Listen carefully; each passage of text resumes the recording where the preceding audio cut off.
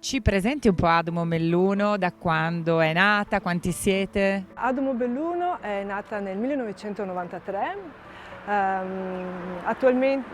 quando è nato Adumo Belluno si sono iscritti circa 6.000 volontari e in tutti questi anni abbiamo avuto la fortuna di ben 41 donazioni effettive.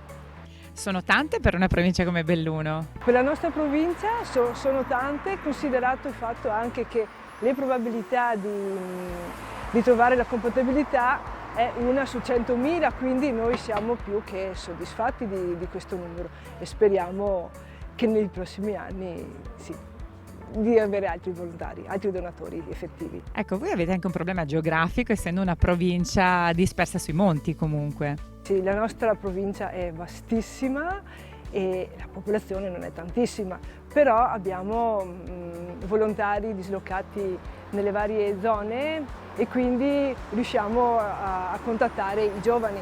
Con il Covid si è rallentata tutta l'attività di sensibilizzazione? A causa Covid non abbiamo potuto fare nulla, però si pensa adesso di fare qualcosa un po' più online con i social. Infatti con il nuovo direttivo abbiamo 3 ragazzi giovani che li abbiamo impegnati appunto nella questione social e adesso stiamo lavorando a questo. Con le scuole riuscite bene a entrare appunto a sensibilizzare i giovani? Sì, abbiamo una nostra consigliera che appunto si occupa della divulgazione nelle scuole e infatti tutti gli anni contattiamo le scuole e cerchiamo di prendere appuntamenti per appunto andare nelle classi quarte e quinte delle superiori. Con questo sistema reclutiamo tanti giovani. C'è qualcosa che secondo te caratterizza Adumo Belluno? Siamo dislocati, allora noi consiglieri siamo quasi uno per ogni zona e c'è molta unità tra noi e cerchiamo di sfruttare tutte le varie manifestazioni che ci sono in provincia a livello sportivo per divulgare il nostro messaggio. È difficile sensibilizzare i giovani, informarli? Cosa manca secondo te? Tanti hanno paura e si avvicinano al volontariato e a questo tipo di formazione quando è un po' troppo tardi, quando non hanno passato l'età.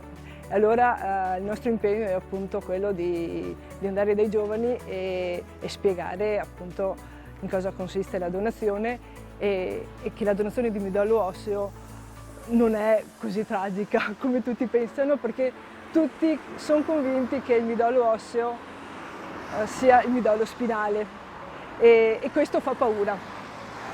E invece spiegando e chiarendo i giovani poi si avvicinano. C'è collaborazione anche con altre associazioni, penso l'Avis, la Fidas?